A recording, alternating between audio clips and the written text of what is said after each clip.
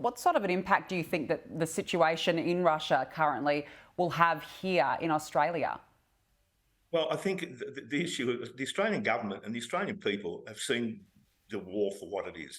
I don't see it's going to change anything in terms of perception. What should change is the speed with which support has to be given. I think the Australian public from day one understood what this was. This was a Russian invasion. This was trying to take away sovereignty. This was breaking all the international rules. And we now have war criminals.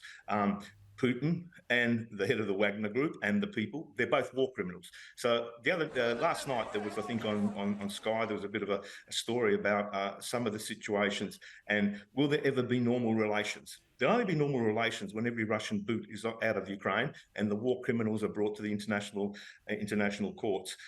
This is a situation now. It's a vulnerable situation in Moscow and in Russia. As far as Putin is concerned, I would be very, very worried if I was him because the people around him are now worried. I just want to make one other point. Understand that in Russia, 3% of people own all Russian assets. They're all Putin's friends. Their assets under the Magnitsky Act and other acts, they're now being seized. So he is in a very, very vulnerable position, not only in terms of the war, but those gluttons who kept on robbing the Russian people and their assets. They're all worried as well. They're all the people who've been supporting him to day one.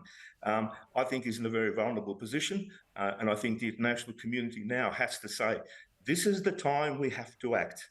You have to look at every opportunity, and this is an opportunity to act. He's vulnerable. The people around him are after him. This business with Belarus and sending the head of the Wagner Group over there, let's just wait. Let's see whether the head of the Wagner Group falls out of a window or gets poisoned or all of a sudden happens to commit suicide. That's the way. Keep in mind, there's about 30 people close to Putin who have ended their lives in this way.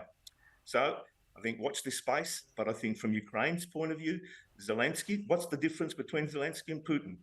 When the war started, people said to Zelensky, leave. He said, no, give me bullets, not airline tickets. Allegedly, what did Putin do? He ran. He's humiliated, he's gutless, he's a liar, he's been exposed.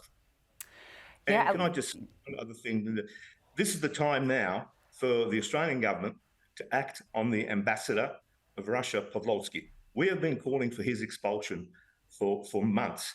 He is the person who's been lying to the Australian public, who will tomorrow get out and say this is, again, all fabricated.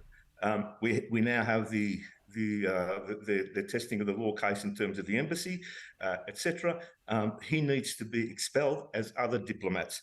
That will send a very, very strong message. We sent a very strong message recently St. Petersburg and Melbourne City Council.